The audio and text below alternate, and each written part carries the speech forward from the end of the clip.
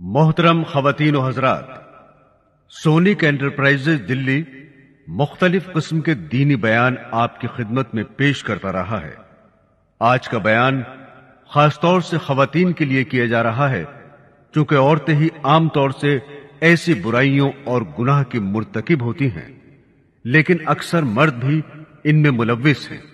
इसलिए इन बुराइयों और गुनाहों के बारे में जो हुक्म खवातीन के लिए है, वही मर्दों पर भी सादिर होता है। मेरे दीनी बहनों और भाइयों, हुजूर अक़दस सल्लल्लाहु अलैहि वसल्लम की एक हदीस है, मैंने एक औरत को देखा कि वो अपने बालों के जरिए जहन्नम के अंदर लटकी हुई है और उसका दिमाग हंडिया की तरह पक रहा है। एक तो खुद जहन्नम के अंदर होना बजाते खुद कितना हौलनाक अजाब है। अल्लाह ताला हम सबको अपनी पनाह में रखे, आमीन। और फिर बालों के बल लटकाना ये इंतहाई तकलीफ दे सजा है, और फिर दिमाग का पकना ये तीसरी सजा है। इसके बाद हजरत फातिमा अल ज़हरा रज़ी अल्लाह ताला अन्हा ने अर्ज किया कि अब्बा जान, इन औरतों पर यह अजाब उनके कौन से आमाल की वजह से हो रहा था?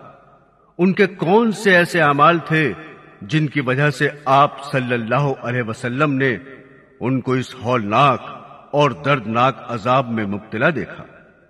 इसके जवाब में हुजूर अक़दस सल्लल्लाहु अलैहि वसल्लम ने इरशाद फरमाया कि जिस औरत को मैंने सर के बालों के जरिए जहन्नम में लटका हुआ देखा और जिसका दिमाग हंडिया की तरह पक रहा था, उसको यह अजाब घर से बाहर नंगे सर जाने की वजह से हो रहा था। वो औरत नामहरम मर्दों से अपने सर के बाल नहीं छुपाती थी। मोहतरम सामीन, अब अगर हम अपने गिरदोपेश का जायजा लें तो हमें आज ये गुनाह आम होता हुआ नजर आता है।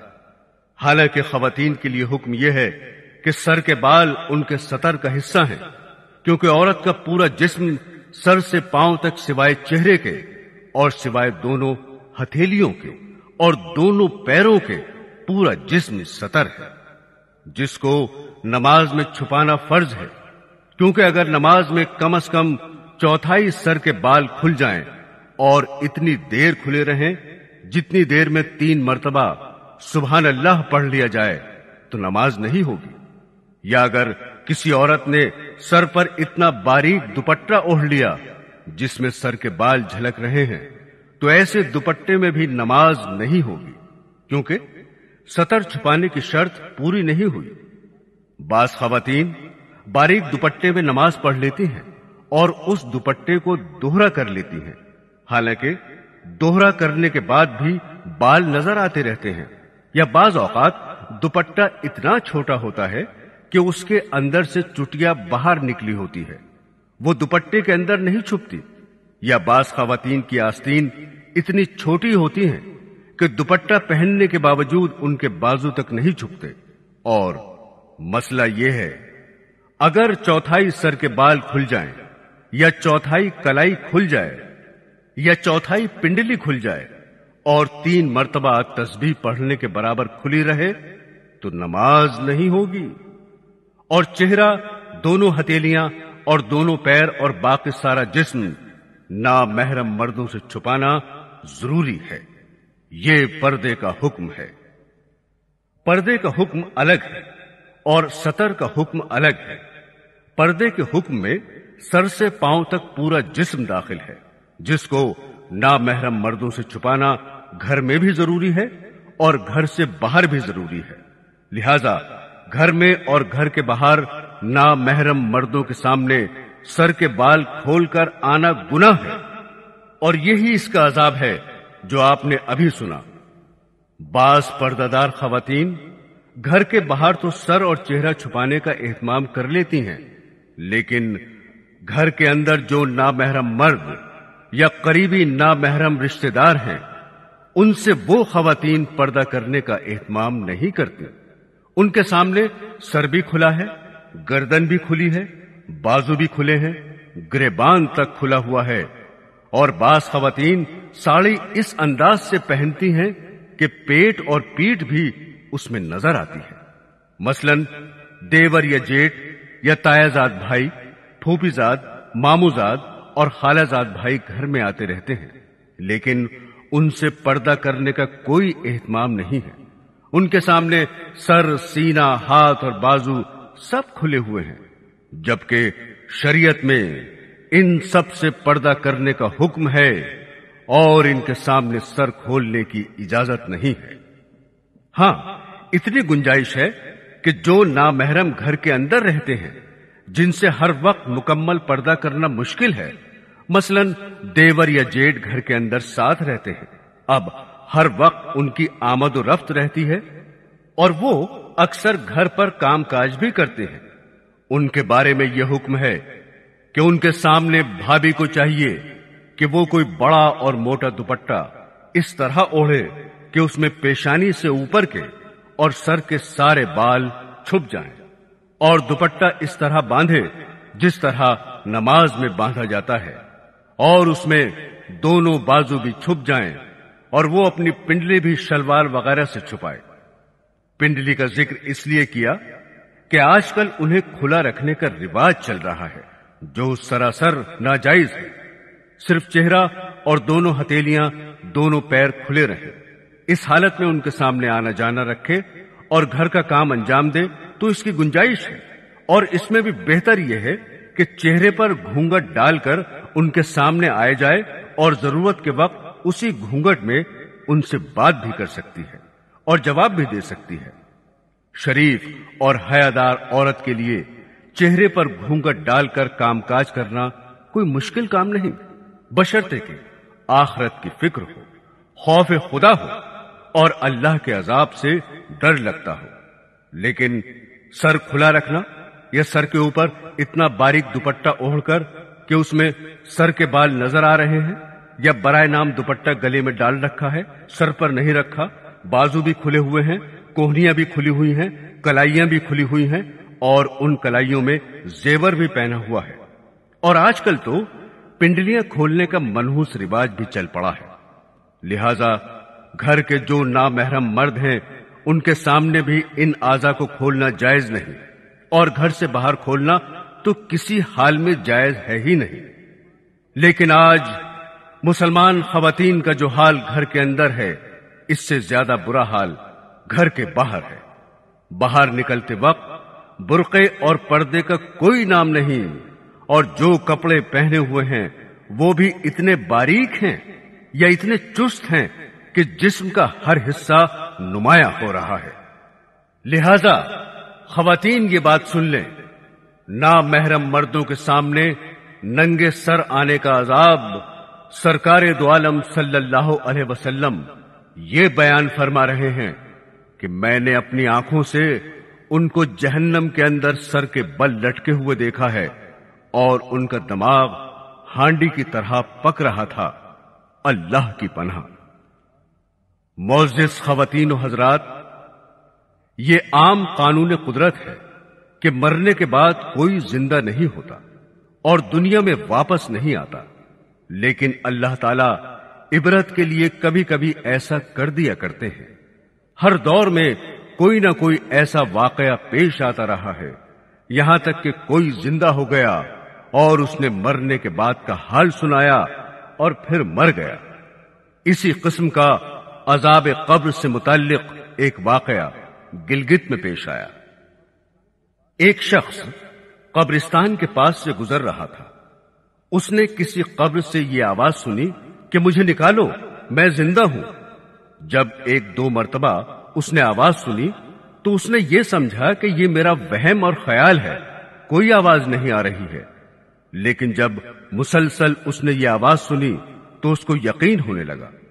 چنانچہ قریب میں ایک بستی تھی، وہ شخص اس میں آیا اور لوگوں کو اس آواز کے بارے میں بتا کر کہا کہ تم بھی چلو اور اس آواز کو سنو۔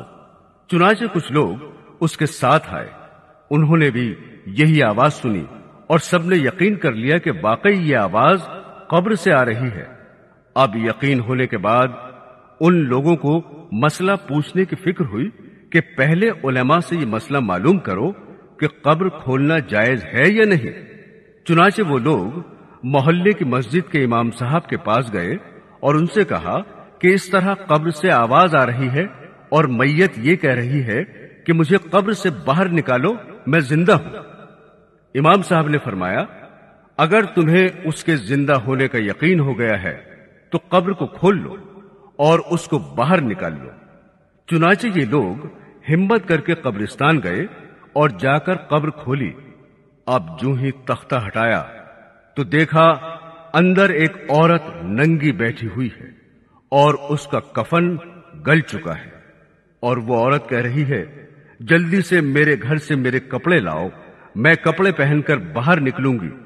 चुनाचे ये लोग फौरन दौड़कर उसके घर गए और जाकर उसके घर वालों को ये वाकया बताया और उसके कपड़े चादर वगैरह लेकर आए और लाकर कब्र के अंदर फेंक दिए।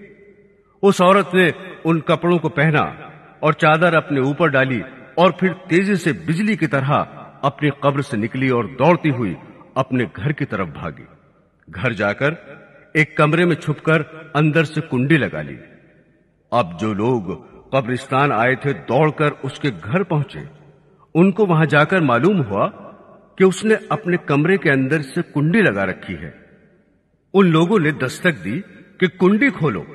अंदर से उस औरत ने जवाब दिया, मैं कुंडी तो खोल दूंगी, लेकिन कमरे के अंदर वो शख्स दाखिल हो जिसके अंदर मुझे देखने की ताब हो, इसलिए कि इस वक्त मेरी हालत ऐसी है कि हर आदमी मुझे देखकर बर्दाश्त नहीं कर सकेगा।